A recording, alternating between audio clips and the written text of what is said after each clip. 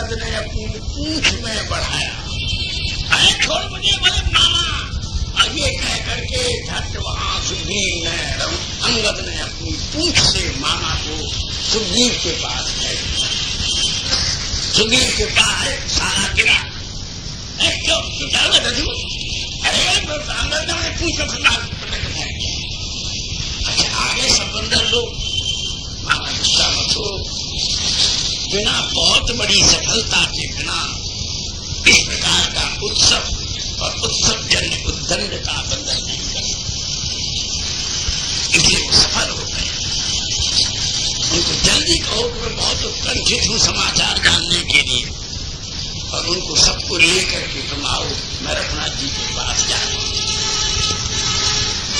तब महाराज अंगद गए, अंगद के पास गया दधी सब बंदरों को लेकर के।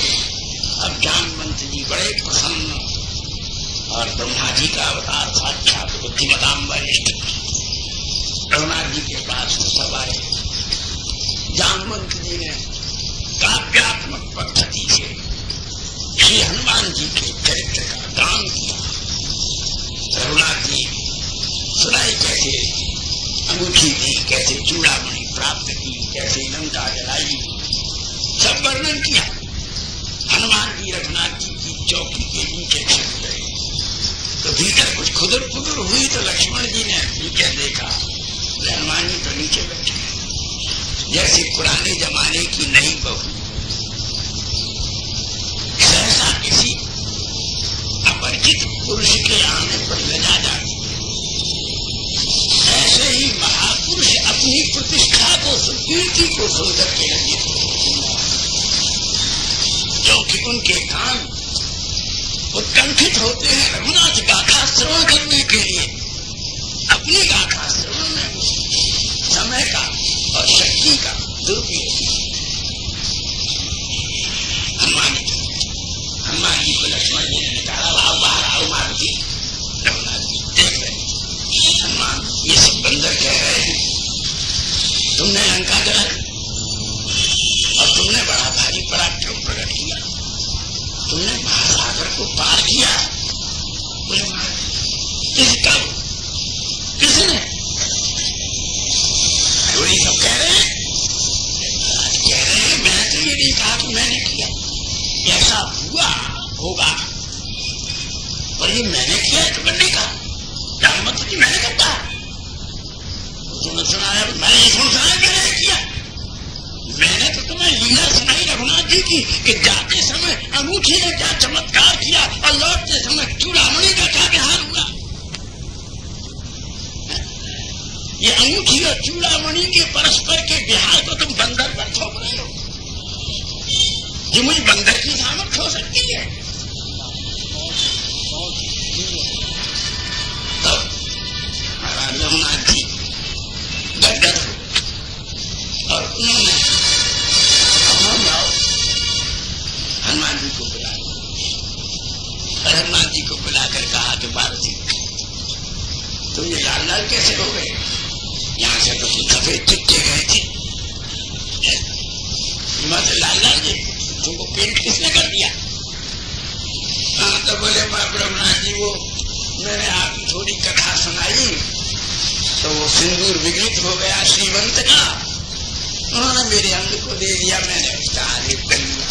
अरे वे पागल, तुमने ब्याह नहीं किया ना, इसलिए तुमको मालूम नहीं है दुनिया की रस्म।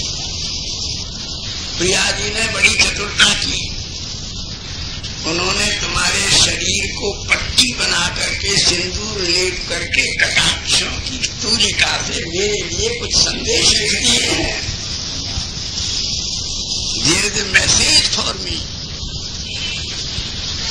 उनके सिंदूरार्जित अंग पट्टी के ऊपर प्रिया का प्रणय संदेश है। मुझे तो कोई अक्षर नहीं दिखते, अरे तुम मैं परिणाम लिखे लिख दिया किशोरी जी ने। बोले जी लिख दिया है कि बहुत दिनों से मेरी जो संपदा आपके पास में इकट्ठी हो गई है, जिसका ब्याज बहुत चढ़ गया है,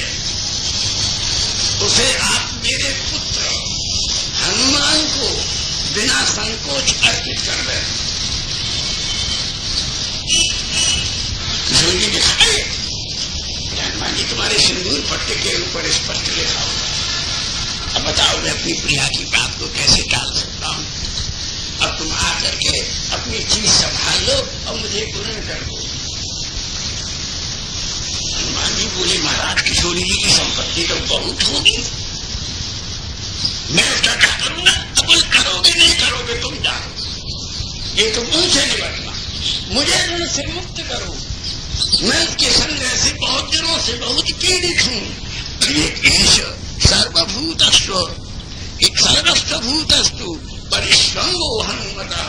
हे हनुमान, चिरकाल से मेरे पास में मेरी प्रिया का प्रणयमय आलिंगन पुंज पुंज इकट्ठा हो गया है। जिस भावभंगी से मैं किशोरी का आलिंगन करता था, उस आलिंगन को आज तुम्हें अर्पित कर। महाराज इसके ऊपर तो रामाभिरामी टीकाकार, तिलक टीकाकार, दाक्षिणात्य विद्वानों ने क्या कुछ नहीं लिखा है। बस शास्त्र का मूल हनुमान जी ने हनुमान जी का गाढ़ालिंगन किया और इनको इस गाढ़ालिंगन में बद्ध रहने दो। इससे बड़ी कोई प्रिय का प्रिया के लिए, प्रिया का प्रिय के लिए, दास का शिष्य के लिए, पिता का पुत्र के लिए, बंधु का बंधु के लिए, मित्र का मित्र के लिए, इससे बड़ा कोई काम नहीं है। हनुमान जी को आस्वादन करने दो। जैसे अब युद्ध की तैयारी, विभीषण की शर्मागति, राम का पराजय और अयोध्या जाकर के राज्याभिषेक जैसे होगा, वो संदर्भ संध्या को वर्णन करेंगे। राजसभा में थोड़ी थोड़ी अपनी पुष्पांजलि लेकर के अर्पित करिए भगवान के अभिषेक में। कथा कल प्रातः काल ही होगी। करुणयावतीर्ण कलभां जहुवैशस्य लक्ष्मणश्च महाबलः वैदेशिया दर्शनेनाद्य धर्मता परिरक्षिता।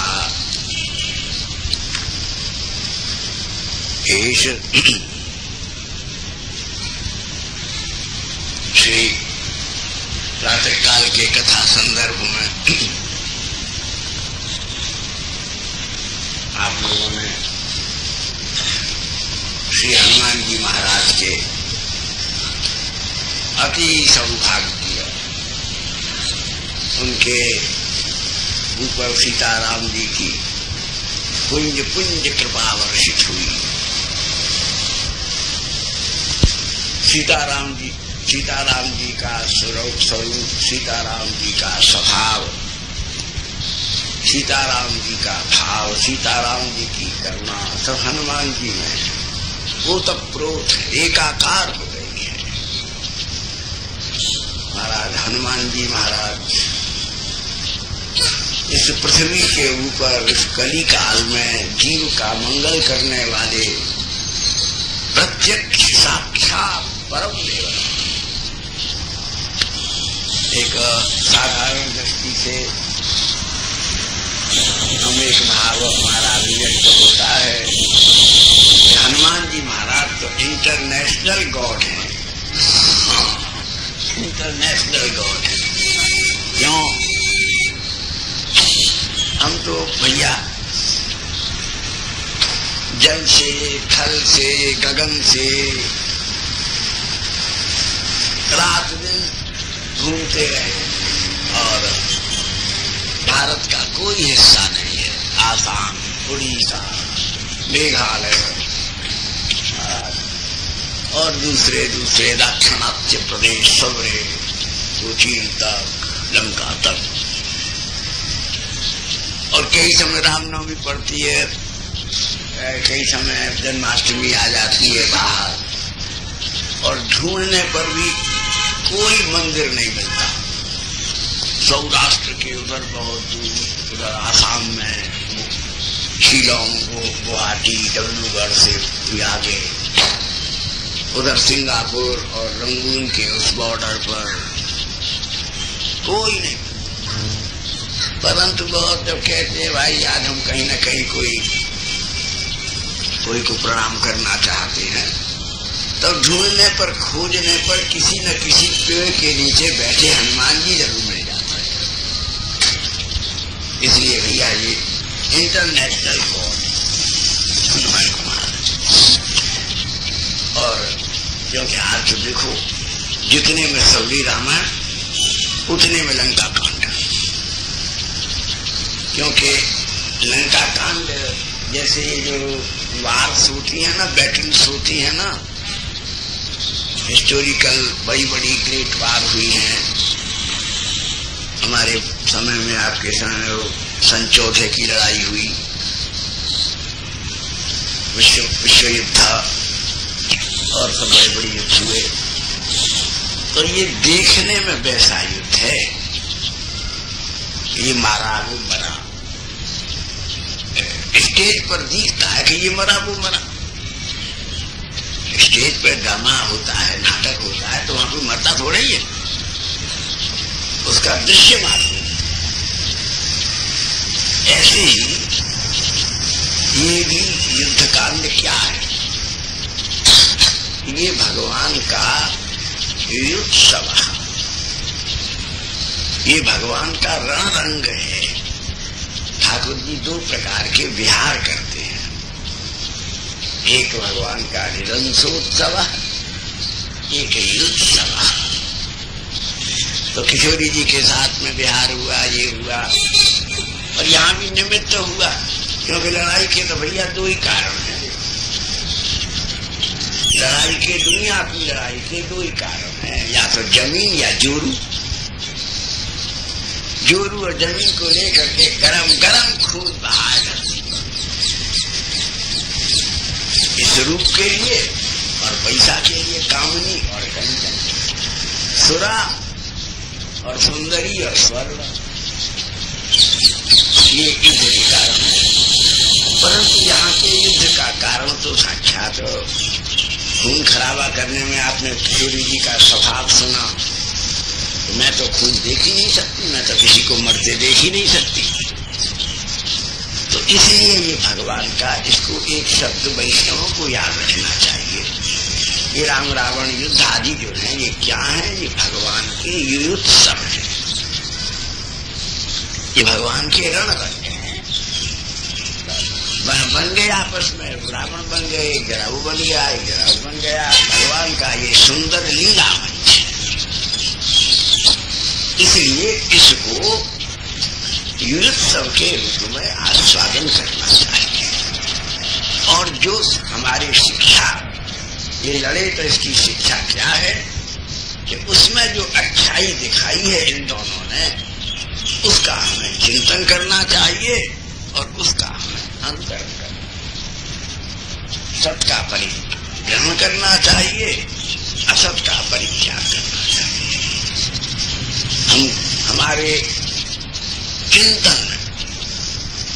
चिंतन में भगवान की वार्ता है।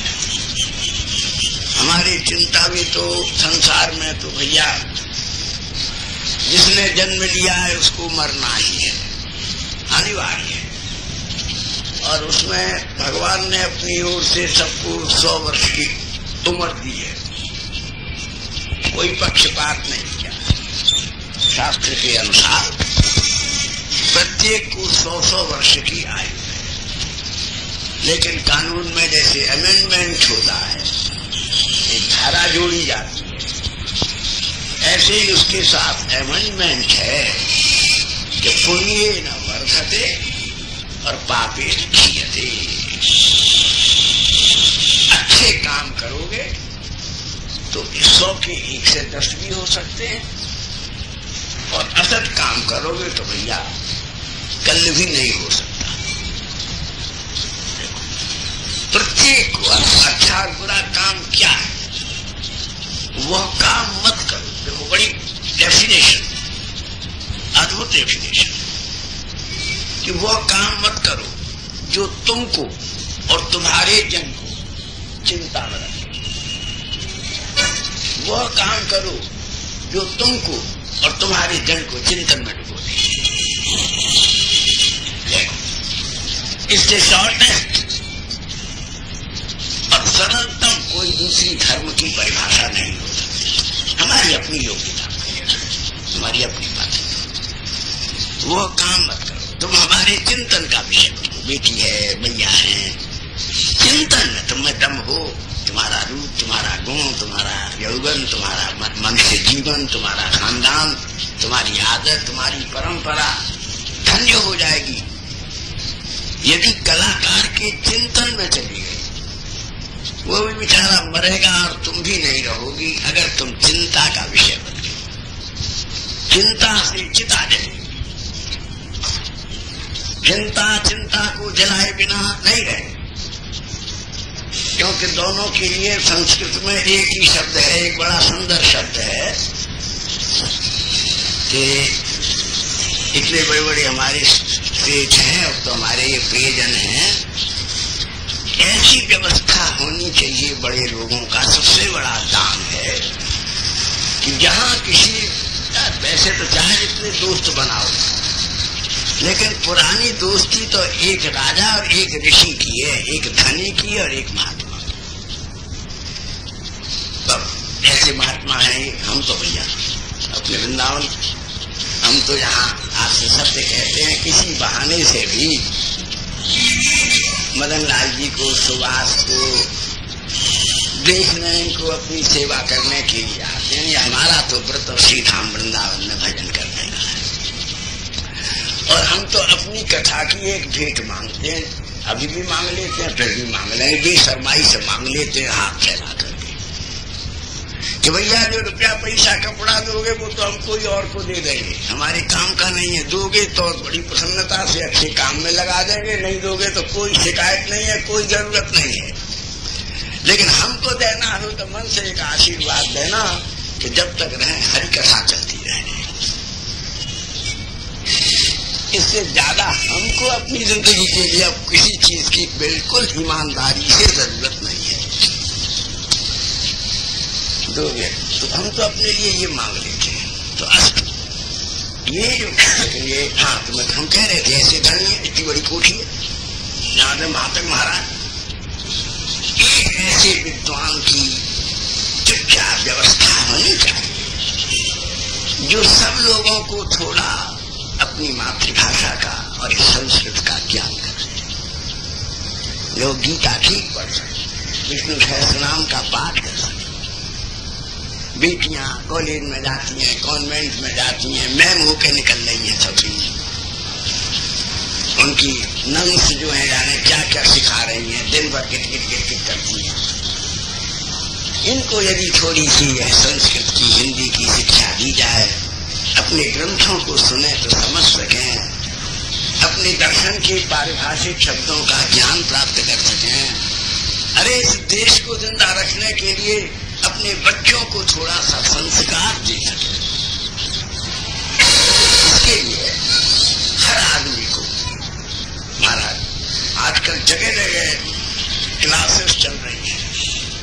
तो हमारे बड़े मित्र हैं, हमने और उन्होंने एक साथ ही काम शुरू किया था, हम उम्र भी हैं, चिन्मयानंद जी, स्वामी चिन्मयानंद हमारे मित्र, और हमने उन्हें एक साथ ही काम किया। अंतर इतना हो गया, जब उन्होंने एक सब्जेक्ट छोटा सा गीता ही चुना, और वो अंग्रेजी में अपने डिस्कोर्स करते हैं, तो मॉडर्न लोग, people of recent test, they mostly master in the attend his lectures, बड़ा सुंदर होता है। विलायतों में चले गए।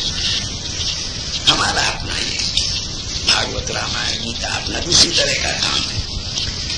उन्होंने जगह जगह क्लासेस बनाई है गीता की, बहुत अच्छी अच्छी क्लासेस, बेंगलोर, बैसूर, कोची, कई जगह हमको भी मौका मिलता है। ऐसे अब यहाँ जैसे ये नमक मंडी का सत्संग है, ये है, इसमें 8 दिन में 5 दिन में लोगों को थोड़े से, क्योंकि भारत सरकार नहीं कर सकेगी, काशी विश्वविद्यालय खतरे में पड़ गया है, बंद होने वाला है। संस्कृत के लिए सरकारी कोई प्रोत्साहन नहीं है, और संस्कृत अगर नहीं रही, कौन ब्याह पढ़ाएगा तुम्हारे बच्चों का, कौन पूजा कराएगा, गीता भागवत रामायण कैसे पढ़ोगे? हम तो हमारी कथा में आप देते हो, हम अपने आश्रम में अब तो उतना नहीं कर पाते, लेकिन किसी समय में हमने कुछ वर्ष इतना व्रत रखा कि हम सरस्वती की साधना में संस्कृत के विद्यार्थियों की सेवा में उत्साह से दान कभी हमने किसी से नहीं लिया, डोनेशन नहीं लिया, डिमांड भी नहीं की। अपने ही कथा का जो आया उसका जो हिस्सा संभव हुआ अर्पण किया। हमारे पास से बहुत विद्यार्थी संस्कृत पढ़ करके और पीएचडी करके, आचार्य करके, शास्त्री करके, ये हमारे बच्चे बैठे हैं, ये सब आचार्य हैं, शास्त्री हैं, सब पढ़ते हैं। तो इसलिए आज प्रत्येक अमीर का जिसकी इसमें रुचि है, नहीं तो ये राष्ट्र का कलंक जवाबदेही आपके माँ से आएगा कि तुम्हारे जैसे उदार शरीर के रहते हुए संस्कृत मर गई, हिंदी मर गई। बस इतने से शब्द ही हम विनम्रता से अपने दुख के उद्गार के रूप में आपके सामने भाषा ही नहीं होगी। ये देश का वैसे ही दुर्भाग्य हुआ कि इतने दिन स्वतंत्रता को हो गए, अभी भी राष्ट्रभाषा विवादास्पद है, अभी भी उसके विषय में मारामारी होती है, सब जागरण होते हैं, आक्षेप विक्षेप होते हैं हर उसमें। तो ये सब बड़ा इस देश का एक दुर्भाग्य है। अब जो भी थोड़ा पढ़ा लिखा है उसको, जो पढ़ी लिखी बेटियां हैं उनको, अपने छोटे छोटे बच्चों को, अपने गांव की स्त्रियों को, अपने परिवार की, मोहल्ला की, सबको थोड़ी थोड़ी संस्कृत का, हिंदी का ज्ञान कराना चाहिए, जिससे वो गीता पढ़ सके, जिससे विष्णु सहस्त्रनाम पढ़ सके, समय पढ़ने पर भागवत पढ़ सके, रामायण पढ़ सके, जिससे कि उनको यह मालूम पड़े कि उनका देश क्या है, उनका राष्ट्र क्या है, उनकी नैतिकता, what is their morality and humanity, उनकी अपनी हॉस्पिटैलिटी, उनकी अपनी ऑनेस्टी क्या है आदि। इसलिए ये सब हे मारुत्रवित्राज्य पंडितश्चाप्यासवत् त्वजेवां प्राकृतां बुद्धिं कृतामेव अर्थमुच्यते। अद्भुत बात कहा। तुम तो सारे जगत के स्वामी होने के योग्य थे हनुमान, तुम में तो सब बड़े बड़े महापुरुषों के, और आगे चल करके उत्तरकांड में कहेंगे रघुनाथ जी महर्षियों की सभा में ये बड़े बड़े वीर पुरुष, रावण, कुंभकर्ण और बड़े ये वो सब हैं, लेकिन मेरा अनुभव है कि मनुष्यता, विनम्रता, समर्पण और पराक्रम में हनुमान जी सारे त्रिभुवन में सबसे अधिक।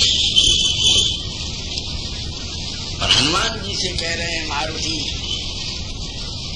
तुम थे बड़ा, तुम समस्त सद्गुणों के आधार, और तुम एक सेवक नहीं हो, लेकिन फिर भी तुमने एक सेवक के धर्म, एक सेवक की जो एक गरिमा अपनी सेवा के द्वारा ऐसी बढ़ा दी है कि तुम्हारा संपूर्ण सेवकत्व स्वामित्व की महिमा से मंडित होकर के पीढ़ियों के लिए प्रेरणा प्रदायी एक महान व्यक्तित्व का साक्षात्कार करते।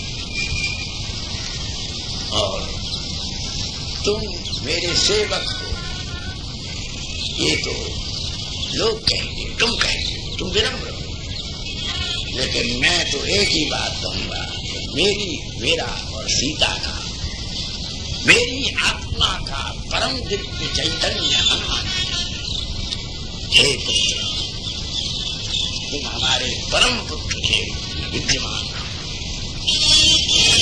हमारी चर्चा अधूरी रहेगी यदि तुम्हारी चर्चा, हमको किसी की प्रणाम स्वीकार नहीं होगी अगर तुमको प्रणाम नहीं किया जाए। इसलिए तुमने जो चमत्कार किया है वो तुम्हारे अनुरूप। और हनुमान जी के चले आने के बाद हनुमान जी गंभीर हो गए कि महाराज, एक राजनैतिक पुरुष को साम दाम दंड भेद सब चारों प्रकार के कोष्ठों का पांडित्य होना चाहिए, कार्य होना चाहिए। आपकी कृपा से मैंने राजनीति का चौथा भाग भी पूर्ण कर दिया है। कैसे? तो अभी आपको मालूम पड़ जाएगा। देखो, और ये बड़ी खाली बात है। उधर हनुमान जी के आने के बाद सारी लंका चिंता में पड़ गई, सबका मनोबल टूट गया। रावण के सामने उसके घर में घुस करके एक बंदर सबका मान मिट्टी हो गया। एक अकेले बानर को ये मेघनाथ, प्रहस्ता और दूसरे बड़े बड़े राक्षस चूड़ामणि इसको काबू, इसलिए विवाद हो गया।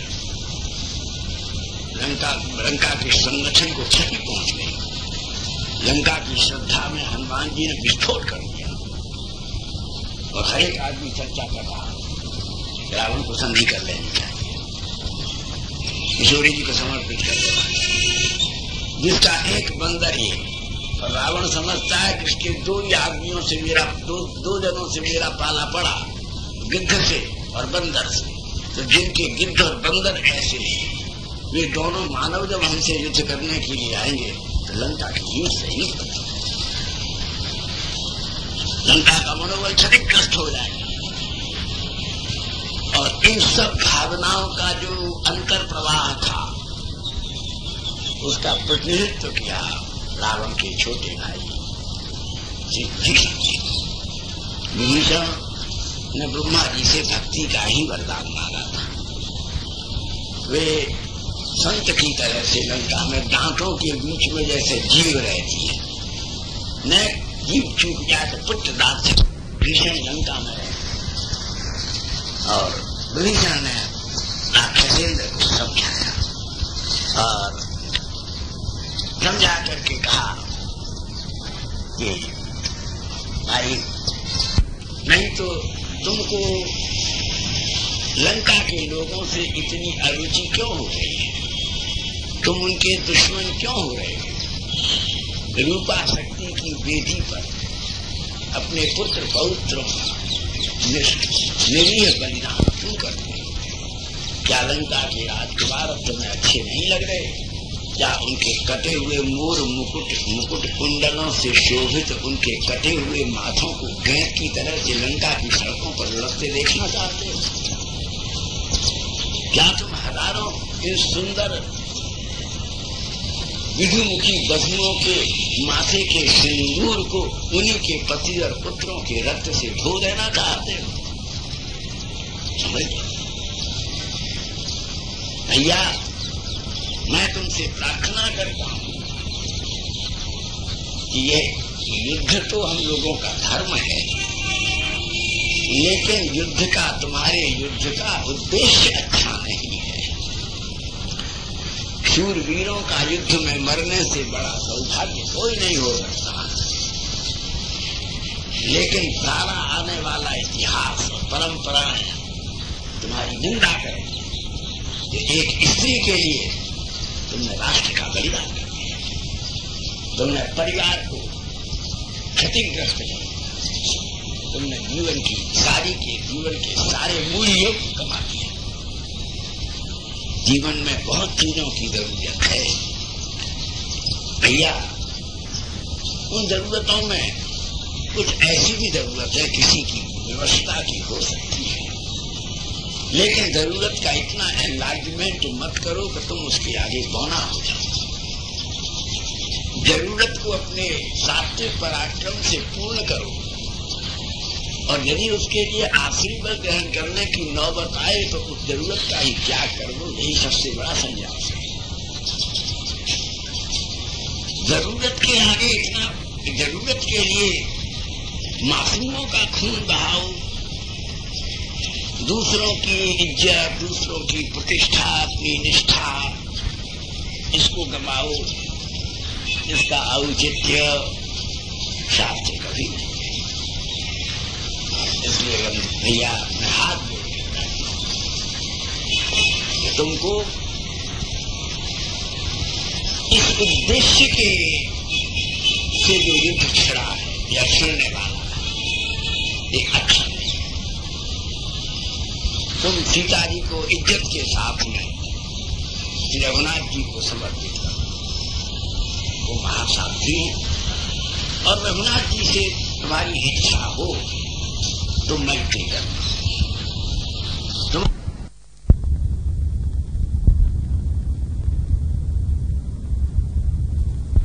युद्ध का उद्देश्य उचित रखो और पराक्रम का प्रकाश तो मैं तुम्हारे लिए निश्चित भैया अपने मन के, रुचि के, स्वभाव के और श्रद्धा के विरुद्ध भी आचरण करना। लंका की आगे स्त्री विषय आसक्ति के इस कलंक के कलुषित अक्षरों से अंकित करना, ये मेरी बात है। लाखों स्त्रियां तुम्हारे महलों में हैं, लेकिन तुम किस उद्देश्य से इस मानवी के प्रति इस प्रकार का असत्य और इस प्रकार का कठोर आचरण करने को प्रस्तुत हो? तो मेघनाथ ने विभीषण का बहुत विरोध किया और प्रहस्तादि को भी उसके सहमत नहीं हुए और अन्यों ने भी उसके विषय में कुछ ने विभीषण का अनुमोदन किया और कुछ लोगों ने विभीषण का खंडन किया। तब रावण ने कहा कि विभीषण तुम एक भाई की तरह और तुम एक मित्र की तरह बात कह रहे हैं, लेकिन तुम इस बात को भूल गए। तुम राज दरबार में खड़े और राज दरबार में ये कमजोर और ममता परायण बातों के कहने का त्याग क्षण होगा। तुम दूसरों को भी मुंह खोलने का मौका दे रहे हो और रावण की सभा के अनुशासन को बाधित कर रहे हो। ये तुम्हारा पहला अपराध है, इसलिए मैं क्षमा करता हूं। यदि तुमको व्यक्तिगत रूप में भाई या मित्र के तौर पर कुछ कहना है तो मेरे महलों में आके कहना। तुमको राज दरबार में इस प्रकार के औचित्य का, इस प्रकार की औचित्य की यदि तुमने आवृत्ति की तो मैं तुमको भयंकर दंडित करूंगा। चुप हो गया। और उधर श्री हनुमान जी ने कहा कि राघवेंद्र, आपको अब कुछ क्षण भी अनावश्यक व्यतीत नहीं करनी चाहिए। श्री किशोरी जी आपके विरह से बहुत दुखित है और अब मेरे आने के बाद तो उनकी पीड़ा और भी बढ़ गई है, क्योंकि पीड़ा बहुत होती है। प्रेम की इस पीड़ा का अंदाज नहीं लगाया जा सकता, लेकिन जैसे आग में घी बढ़ जाता है तो आग और भी भड़क उठती है। ऐसे ही जब प्यार की पीड़ा में मिलने की आशा का घी पड़ जाता है तब उसे सहन करने की स्थिति। जब मेरे जाने से किशोरी जी को आपके मिलन की आशा हो गई है, अब वो उसको सहन नहीं कर पाए। आप अभी किष्किंधा से, ऋषिमुख पर्वत से, ये महाराष्ट्र में है भैया, पंचवटी, तो महाराज से आगे चलकर वहां पे अब आप समुद्र के किनारे चलिए, जो आगे की सामरिक योजनाएं संगोपंग तैयार की जा सके। और मानव सेना का उत्साह बहुत बढ़ा हुआ है, कहीं रावण की लंका की तरह से कोई घटना इनके उत्साह में कमी न ला दे। इसलिए यौद्धिक रीति के अनुसार सैनिकों के बढ़े हुए उत्साह की बेला में ही शत्रु का मुकाबला करना है। इसलिए आप चलिए। और तब श्री रघुनाथ जी की आज्ञा से सारी वानर सेनाओं ने महाराज सुग्रीव के नेतृत्व में समुद्र के किनारे बहुत दूर भैया मद्रास से भी, अब तो देखो ये तो हमारे सामने की बात है, आप लोगों ने तो अखबार में पढ़ी होगी, बहुत बार हुआ है। जिस दिन अचानक ही महासमुद्र में प्लावन हुआ था और रामेश्वरी लंबी पूंछ की तरह से बनी हुई धनुषकोटी जिसमें रामेश्वरम का पुल बना हुआ था, वो महासागर के गर्भ में डूब गया। पहले तो अभी भी इधर रामेश्वरम के पास में थोड़ी दूर तक एक पुल के बनने का निशान है, लेकिन जब धनुषकोटी थी तो वो आश्चर्यमयी एक पत्थर की नीची बनी हुई थी, लेकिन उस पर रेल की पटरी भी बनाई गई थी और पैसेंजर से भरी हुई ट्रेन जा रही थी।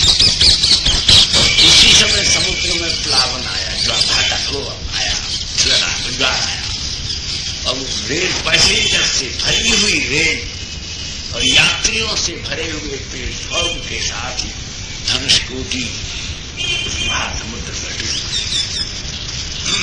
इस बात को थोड़े दिन की बात है, हमारे मदनलाल जी की हमारे समय की बात है, लेकिन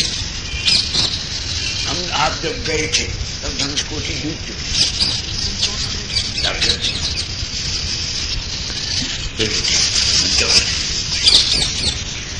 तो हम जब पहले गए थे तब हमने वो धनुषकोटी का दर्शन किया था रामेश्वरम।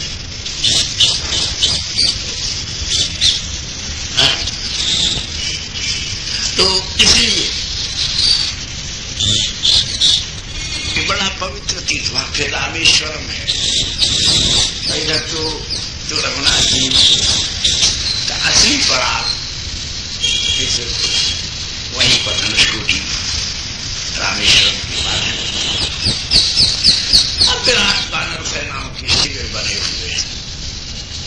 तो उस समय सुग्रीव ने प्रस्ताव किया कि अब हमको सामरिक समिति का संगठन कर लेना चाहिए और सर्वसम्मति से निश्चित हुआ कि इस समय मैं सुग्रीव किष्किंधा का संपूर्ण शासनाधिकार रघुनाथ जी को समर्पित करता हूं और मैं अपने को एक सेवक के रूप में समर्पित करता हूं और प्रस्ताव करता हूं कि अब इस युद्ध काल के इस महान रीछ और बानरों की विराट जम्मू के प्रधान सेनापति श्री रघुनाथ जी होंगे और हम सब उनके आदेश और निर्देश से सामरिक रीति नीति मोर्चे और व्यूहों की रचना करेंगे।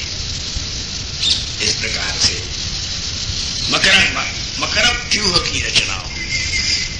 आपने चक्रव व्यूह का नाम तो सुना अभिमन्यु के प्रसंग में। समुद्र के सामने द्वीप में जामवंत जी बड़े निपुण थे, इसलिए उन्होंने मकरव व्यूह की रचना की जो लंका की तरफ सेना का मुख मगर के समान था, दूर तक पूंछ तक चली गई थी। बीच में एक शिप, बीच में कैंप था जिसके 4 दरवाजे थे। राम लक्ष्मण उसमें विराजे। मुख्य सेना के द्वारों पर सुग्रीव का और अंगद का पहरा था। जामवंत मुख्य द्वार पर थे। हनुमान जी रघुनाथ जी के अंगरक्षक नियुक्त कर दिए गए। इस प्रकार से फिर केसरी वानर और तार और द्विविदा, इसमें 10,000 महान हाथियों का पराक्रम था। पीछे उद्दंड हो गया, इसलिए रघुनाथ जी ने उसको अपनी सेना से निकाल दिया और उसको कहा कि तुम मेरे सेवक हो, तुम्हारे हाथों से मैं मृत्यु दंड तुम्हें नहीं दे सकता, इसलिए जाओ कृष्णावतार में तुम बलराम जी के हाथों से वृंदावन में यमुना के किनारे मारे जाओगे। अभिशाप जीवित को दे दिया। इसने लंका में रात्रि के समय जाकर के वहां की राजकुल की महिलाओं के साथ कुछ अभद्र व्यवहार करने की कोशिश की। रावण का दूत आया कि महाराज आप मर्यादा पुरुषोत्तम हो, आप मेरे शत्रु जरूर हो, लेकिन आपका व्यक्तित्व और आपकी गरिमा मुझे ज्ञात है। आपका ये दूत आपकी मर्यादा के विरुद्ध लंका में व्यवहार कर रहा है। उसी से रघुनाथ जी ने द्विविध को निकाल दिया और बलराम जी के द्वारा श्री यमुना में औद्धत्य परिणाम से इसका हल और मूसल से वध किया गया। तो इधर सेनाएं आकर के विचार कर रही हैं और युद्ध की योजनाएं बन रही हैं। रावण के भेजे हुए दोनों शुक और सारण दूत रघुनाथ जी की छावनियों में दौत्य कृत्य करके उसके रहस्यों को जानने का उपक्रम कर रहे हैं। उधर लंका में विभीषण महलों में गया और महारानी मंदोदरी से प्रार्थना की कि भाभी, मैंने सभा में समझाने की कोशिश की, आज से बढ़कर के लंकेश्वर की हितैषणी कौन हो सकती है। हे लंका की राजराजेश्वरी, मैं सारी लंका की यदि प्रजा की ओर से बद्धांजलि आपसे प्रार्थना करता हूं कि आप इस महान कुमार्ग पर जाने वाले, इस बुद्धि वाले अपने पुत्र को संभालो। और यदि आप जैसी बुद्धिमती और तेजोमयी पत्नी के रहते हुए यदि लंका और राक्षस कुल और रावण का यदि नृशंस वध हो गया तो हे भाभी, आने वाली पीढ़ियां तुम्हारे ऊपर भी लांछन लगाए बिना नहीं चुकेगी, क्योंकि पति का जो भी कुछ कृत्य है, जो दोष है उसके चरित्र का, उसमें बहुत बड़ा हाथ, उसकी बहुत बड़ी जिम्मेदारी पत्नी की भी है। पत्नी का धर्म है कि अपने पति को कुमार्ग से जाने से रोके और खानदान के नाश करने वाले उपक्रम का अपने परिवार पर असर नहीं होने दे, क्योंकि पति का व्यक्तित्व है सारे व्यवहारों को संभालना, लेकिन घर की स्वामिनी तो पत्नी है, परिवार के परिणाम को संभालना एक उत्तम पत्नी का धर्म। इसलिए जिस पत्नी के रहते लड़का बिगड़ जाए, लड़की बिगड़ जाए, तो उसकी बहुत बड़ी जिम्मेदारी घर की बहू को है, घर की मां को है। समाज की बुझी बुझी और झुकी झुकी आंखें घर की पत्नी से पूछेंगी कि तुम्हारे रहते हुए तुम्हारे घर में ये दुर्घटना कैसे हुई। इसलिए ये देखो, सब माताएं बैठी हैं, बेटियां बैठी हैं, ये सबकी गरिमा है, ये सबका कर्तव्य है। खूब प्यार करो पुत्र को, पति को, भोजन कराओ, जब भोजन कराओ और सुख की बात आए तब उनके साथ में तुम सुंदर गौ का सा व्यवहार करो, तब तुम एक कामधेनु गाय हो। लेकिन जब कोई शासन का समय आए तो व्याखणी होकर क्या बात, तो सब सिंहनी होकर के असदाचार का विरोध करो, नहीं तो बहुत बड़ा अनिष्ट हो जाएगा। ये सब बातें कहीं विभीषण ने मंदोदरी ने भी कहा कि देवर जी, भैया मैं बहुत समझा, तुम समझाओ ना। तभी रावण आ गया, रावण के सामने फिर विभीषण ने कहा, तो रावण ने जोर से अट्टहास करके विभीषण से कहा कि देखो, ये चार बातें बड़ी स्वाभाविक है। कोई भी कितनी बड़ी महान स्त्री हो, कितनी भी सुंदर, कितनी भी सुशील, कितनी भी कुलीन, कितनी भी शालीन, कितनी भी साध्वी, उसमें से उसकी चंचलता अलग नहीं की जा सकती। ब्राह्मण कितना भी घोरातिघोर अधम हो, खोजने पर कहीं न कहीं कोई उसके पूर्व पुरुषों के तेज का कर्म मिल जाए।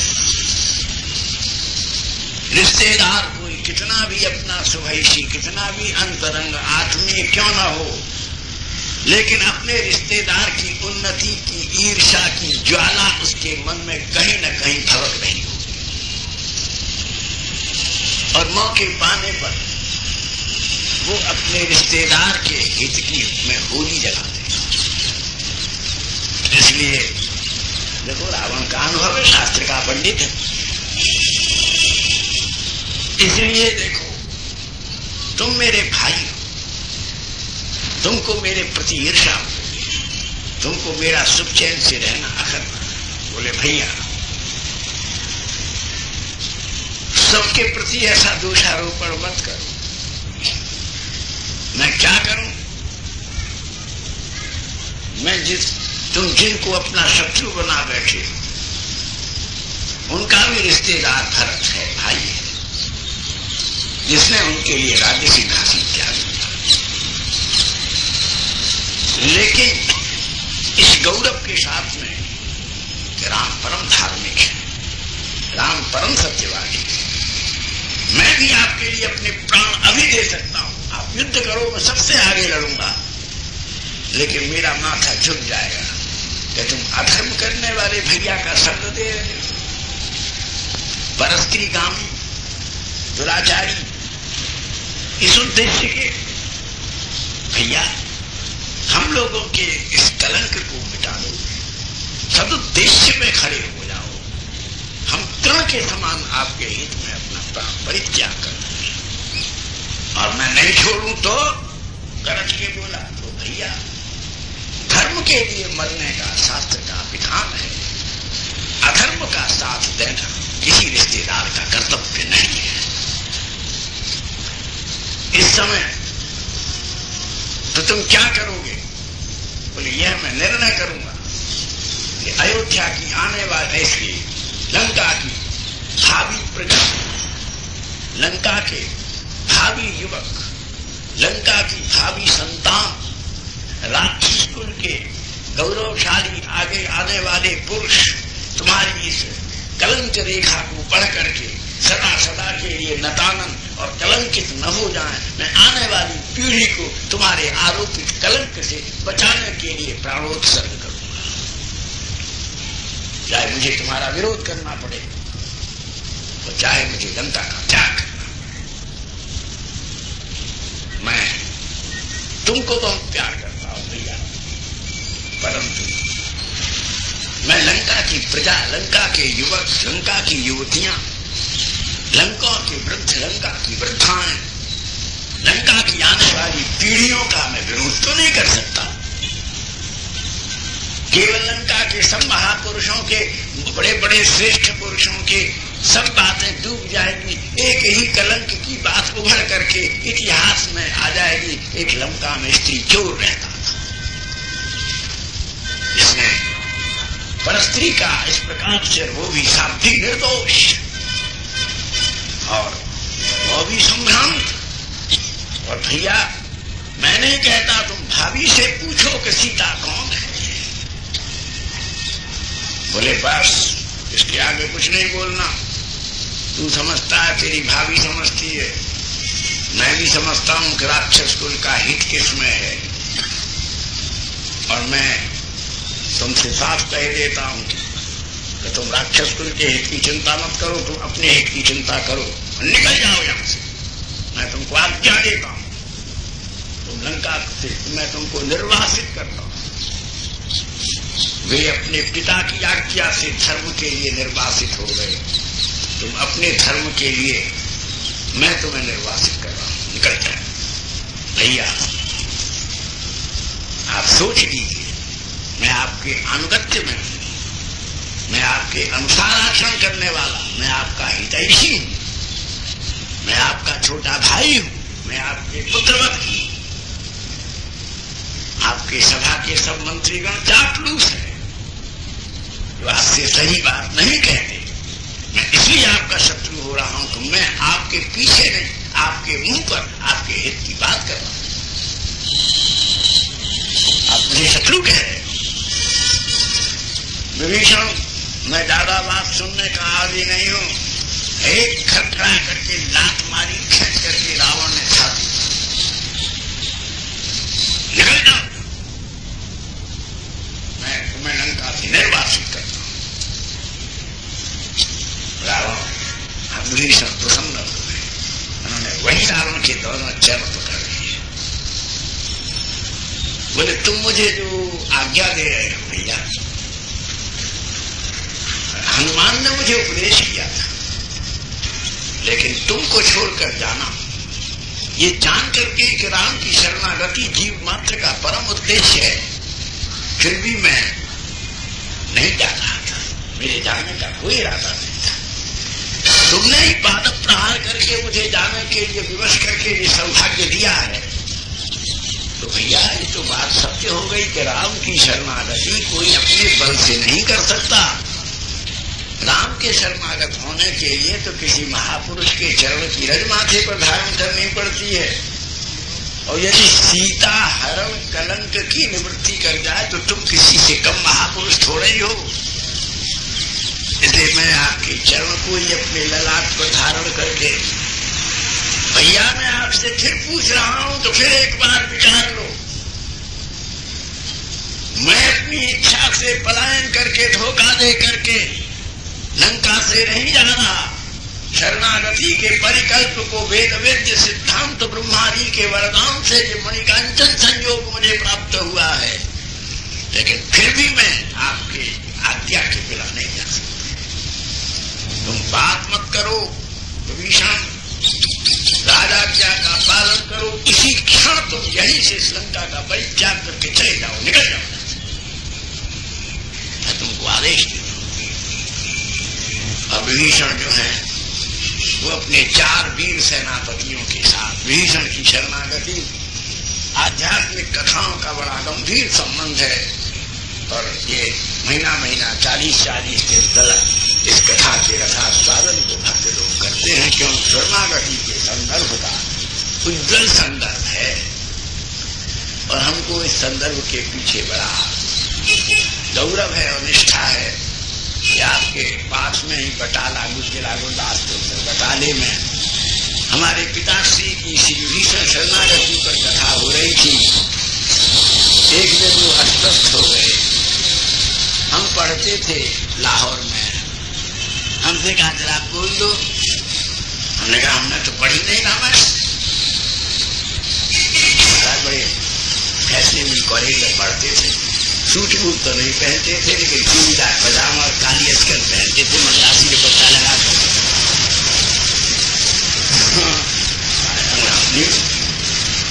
अरे भाई कुछ बोलो, तुम स्कूल में बोलते हो, बड़े बड़े कप लाते हो, शील लाते हो, तो इस विभीषण शरणागति पर कुछ अंड बंड हम बोले, लोगों ने पसंद किया। लेकिन उसके बाद से हमको बड़ी भारी प्रेरणा बोले तुम ये बात ठीक नहीं। कॉलेज में पढ़ो, स्कूल में पढ़ो, लेकिन अगर तुम स्कूल में पैदा होकर के भागवत रामायण नहीं कहोगे, ये लोग तुम्हें प्रणाम करने थोड़ी आवेंगे। उसी दिन की इसी से पढ़ने से आज हम आपकी सेवा में टूटी फूटी भंगी से वाल्मीकि रामायण की कथा की तो पहली कथा का। और यही अमृतसर में मदन लाल जी छोटे थे तो हमारे पिताजी के साथ ही, लेकिन शिष्य हमारे भाग्य में लिखा था। जानते हुई जयरामी शाह की जंजहर में सबसे पहले गोपी गीत की कथा हमने अमृतसर में की थी। और उससे भी पहले जब हम छोटे से थे तो हिंदू कॉलेज के प्रांगण में जो संकीर्तन महासम्मेलन हुआ था, उसमें 1935 में पहले प्रवचन में हमको आप लोगों का प्रेम और सहयोग प्राप्त हुआ। आप कहते तुम कहाँ से हो? तो हिंदू सभा कॉलेज प्रांगण में सम्मेलन हमारे पिताजी प्रेसिडेंट थे, स्वामी गंगेश्वरानंद जी थे, स्वामी शिवानंद जी महाराज थे। तो इस प्रकार से ये विभीषण शरणागति का एक अंतरंग संपर्क है। और इस प्रकार से विभीषण रावण को प्रणाम करके, तो भैया मुझे आज्ञा है, रावण मुंह फेर दिया। रावण के 3 और सेनापतियों ने उसका साथ दिया। आकाश मार्ग से उड़ करके रघुनाथ जी के शरणागत सुग्रीव द्वार पर बहरेनाथ से युद्ध का आपत्ति काल तूर्यनाद हो गया। सावधान सावधान, कुछ राक्षस गुप्तचर आकाश में आ गए हैं। चारों तरफ तूर्य फेरियां बज उठी, सब लोगों के आयुध निकल आए, तलवारें उठाए, सावधान हो गए। तब विभीषण ने कहा कि हे किष्किंधाधिपति, हम निहत्ते हैं